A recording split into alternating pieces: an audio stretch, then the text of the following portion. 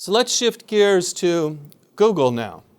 Basically, Google got started by a couple of grad students at Stanford University. Their names were Larry Page and Sergey Brin, and they were working on their PhD project in about 1996, and the university's internet kept crashing. Of course, that project grew to become Google Inc. And how this came about was that the early days of the web were characterized by lots of users who couldn't really find relevant and trustworthy content on the web. So these two researchers figured out a way to navigate the web to surface the most useful web pages for any given search term. And that system at the time was called PageRank, and it really outperformed the best search engines at the time, both in speed and in accuracy in terms of finding relevant and useful web pages for a search. Well, Google incorporated in 1998. It won contracts to provide search services to Yahoo and AOL.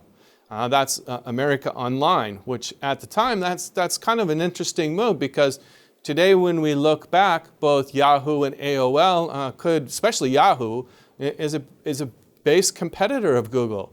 But it was interesting at the time because those contracts with Yahoo and AOL enabled the page ranking algorithm to, as part of executing the contracts, build more and more knowledge and helped it index the web in a way that significantly improved the Google search engine. Google then launched AdWords, which is a search advertising product whereby advertisers can display ads next to the Google search results. Now this was a big achievement, because if you were searching for something, then by getting a personalized ad related to what you were searching for was a huge achievement in marketing, where a lot of the different campaigns in advertisement aimed at broad segments of population, and this particular methodology allowed a target to be realized because someone had just searched for a term that might be relevant to that ad. So with AdWords then, advertisers could enter a paid search auction by bidding a dollar amount for what they would pay for each click on their ads. So you can imagine all these marketers had to shift their practices to now think about bidding on AdWords inside Google, and they did it in an auction format.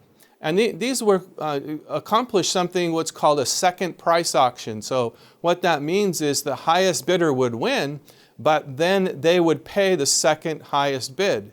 There's a lot of theories behind how that type of an auction works better than other types of auction. I'd encourage you to take a look at that, but it was a very unique thing at the time when it was initiated, but very popular now. The marketers really liked AdWords because they could get a lot of precision in targeting their ads to those doing relevant searches. And marketers got better and better at it in figuring out how to leverage it, how much to spend per click, and what value could be derived for their companies. So Google launched AdSense in 2003 that could actually support marketers placing ads on third-party sites using Google's analysis of how relevant that third-party site is to a search term. So in other words, now Google was providing a service to other partners' web pages, and basically they would split the revenue. They'd give 68% of the revenue to the third party, and they'd keep the remainder. So AdSense was a little bit of a different shift on AdWords, and it actually enhanced Google search to all the third-party websites. So it's probably no surprise that by 2007, Google had a 62% share of the global search volume. And it was just gaining and gaining more ground at that time. So they continued to grow, and they started offering products and services beyond that core search business. So you're probably familiar with all these. Google Gmail came in 2004, Translate in 2006, and of course, Google purchased YouTube in 2006 as well. They acquired a company that had developed online map services. They also added Google Print, which endeavored to digitize the content of pretty much every book out there. and they bought a company called Picasa for photo publishing. So Google really was expanding at that time to other services beyond its core. And a lot of those services were offered for free, and that allowed the company to build an even larger following.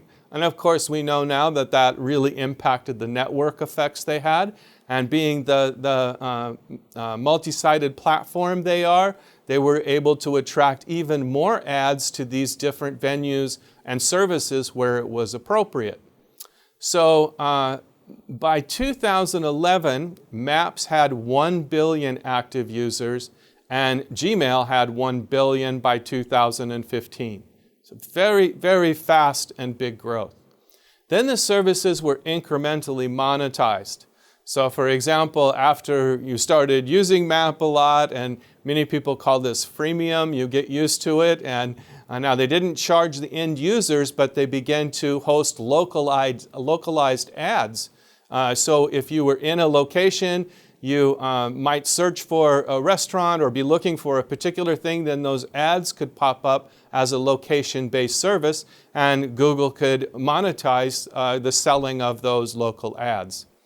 And also, YouTube then began hosting video ads. So that added even more to the revenue base for Google. One of their other moves was to figure out how to get that search engine more embedded into the browser applications. So I think Google was somewhat threatened at the time in the sense that Microsoft's Internet Explorer was the dominant browser. And of course, if Microsoft opted to develop their own search engine, that could potentially disrupt Google's business. So Google got involved with the Mozilla Foundation, which actually has other search engines, to make Google the default search engine in that browser application.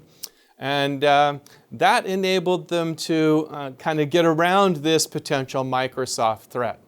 But the other big thing that came about is Google's CEO, Eric Schmidt, basically said that as the mobile phones and tablets would become more of a gateway to the internet, Google had to make sure their search engine was on those mobile devices.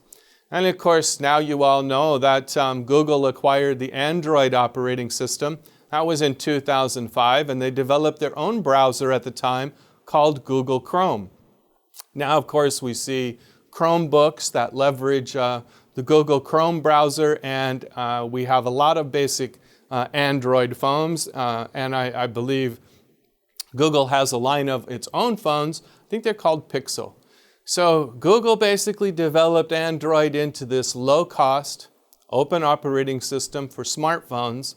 Now, that really went well, but I don't want it to seem like it was a panacea. They were experimenting with some other things along the way that didn't work out so well. For example, Orkut was a social network in Brazil and India, and ultimately it just got shut down. Google Plus was launched.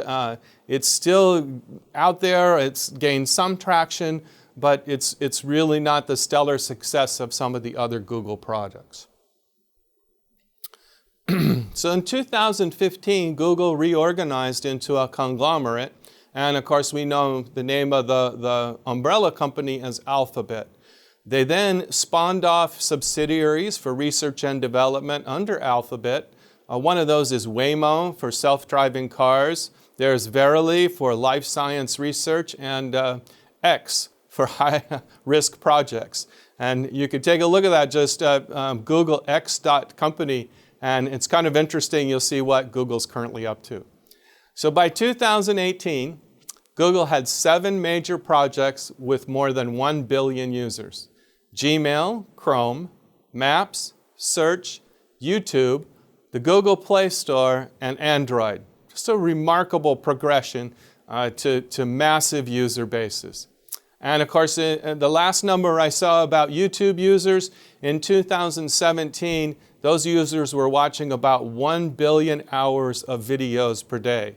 So just imagine all the advertising that's being sold through these platforms by Google, and it's easy to see how the company became so successful.